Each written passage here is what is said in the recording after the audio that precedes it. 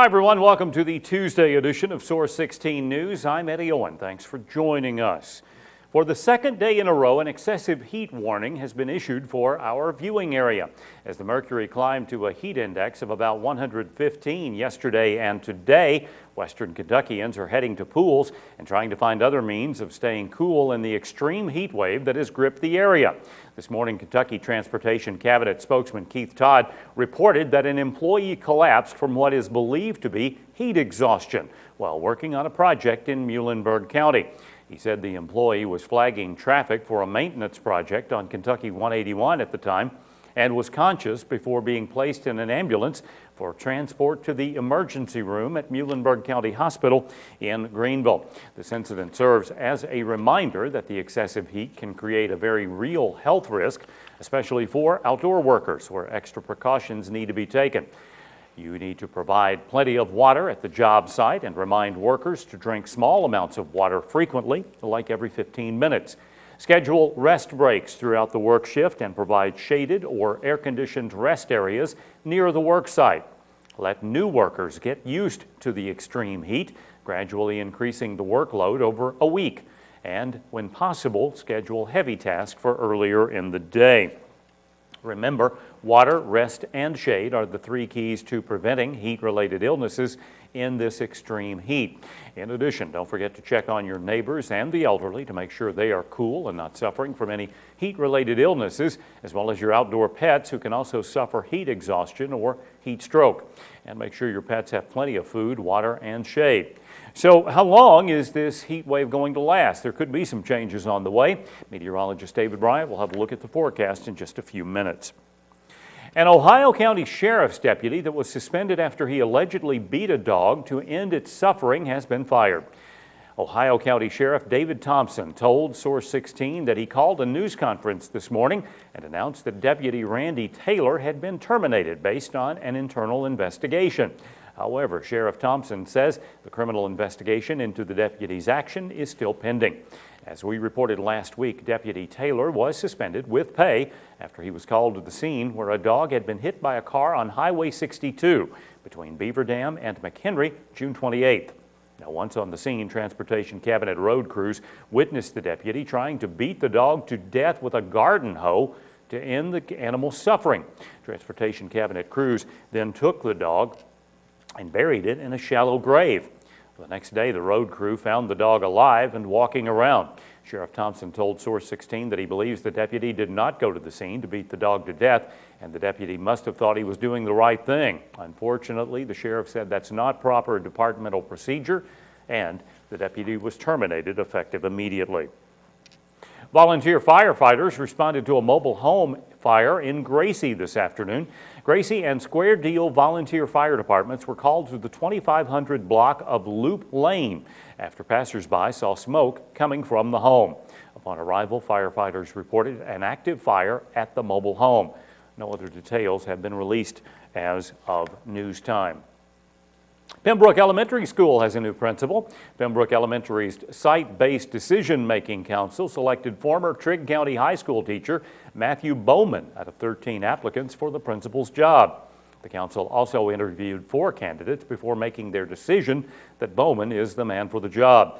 Bowman received his master's in special education and also administration from Murray State University. He has 10 years of teaching experience, 2 of those in Marion County and the remaining 8 years at Trigg County High School. Superintendent Brady Link says he knows the site-based council worked hard and diligently and that the selection made will only continue to allude to the success of the school. Bowman began his first day in his new position today. Meanwhile, Callaway County school officials today named the next assistant principal at the middle school. According to spokesman David Dowdy, Mark English was selected for the assistant principal position at Callaway County Middle School after it was vacated when Amy Turner moved to take the principal's job. English has taught at CCMS for the past 6 years, last year working with 8th grade social studies.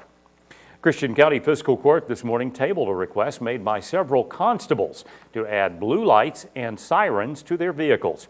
County Attorney Mike Foster said the request was tabled because several magistrates expressed their concerns about whether or not the constables are trained enough to properly use the lights and sirens when responding to emergencies. The reason it's important to table it was that the only criteria we had before us today was, do you have insurance on your privately owned vehicle? And each of the applicants said they did. But the fiscal court thought that it stood to reason to maybe set minimum amounts of insurance coverage, because some of the applications had a minimum amount of liability insurance on their personal vehicle. The county cannot pay for insurance on someone's private vehicle, so that's why the county's policy does not cover their vehicle. So if they were in a wreck while in hot pursuit and got sued, they would sue the constable, you would suspect. They also would sue the county. In other action, fiscal court approved a memorandum of understanding between the city of Hopkinsville to donate over $20,000 to fund the juvenile drug court. And fiscal court unanimously approved the second reading of an ordinance to collect fees at the Christian County Justice Center. A fee of $25 to add to filing fees in civil cases in circuit court.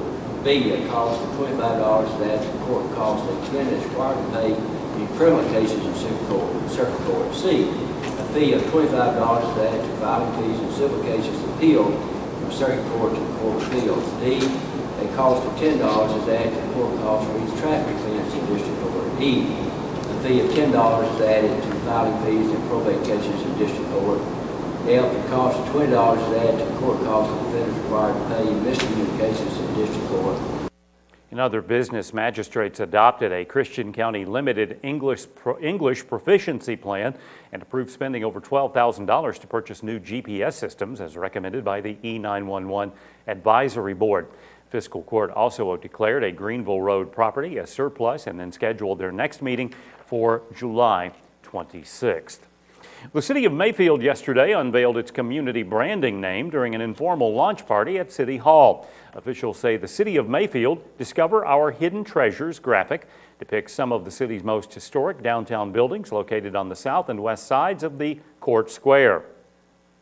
We wanted to have something, again, that would say something about us and would intrigue people into wanting to discover more. And so that's what, now we have a logo, now we have a brand, we have a little logo design that we can put on everything, an emblem, if you will, that'll be on all of our signs coming into Mayfield, that's on our walls out in City Hall, that's going to be in everything that we produce.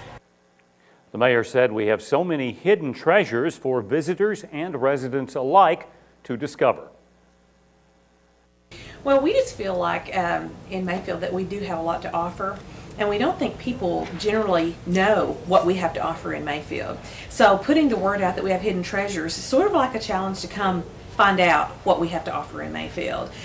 There's lots of hidden treasures, particularly in our people. Our people are our best treasure that we have in Mayfield. And I think it takes living here and just visiting here to really realize that. So Discover Our Hidden Treasures is sort of a way to lure people to come and find out what we're all about. In addition to unveiling the city's logo, officials revealed a new city website and a Facebook page they say is more user-friendly and appealing to the public. A Trigg County man has been appointed to a newly created education council that will assess and advocate for the needs of Kentucky's early childhood system. Governor Steve Beshear today signed an executive order creating the Early Childhood Advisory Council. And Ben Cundiff of Cundiff Farms in Cadiz is among the 26-member bipartisan council that will also promote accountability of programs in early childhood and provide research and guidance on issues that affect Kentucky's children and families. According to Governor Beshear, the first task of the council will be to assist in Kentucky's application for the Race to the Top Early Learning Challenge.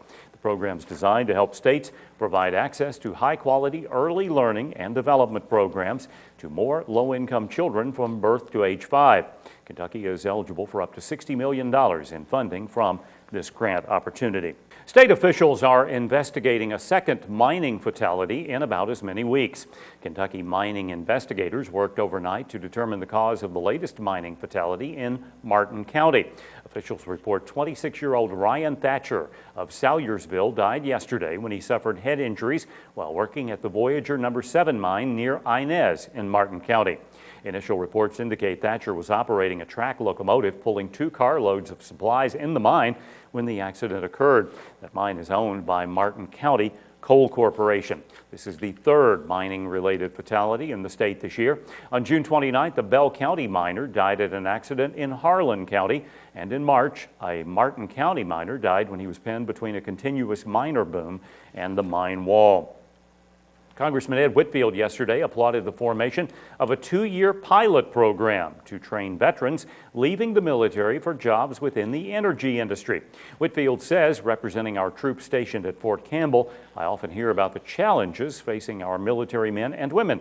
The unemployment rate for our veterans is disproportionately higher than the national average, and our younger veterans are hit especially hard.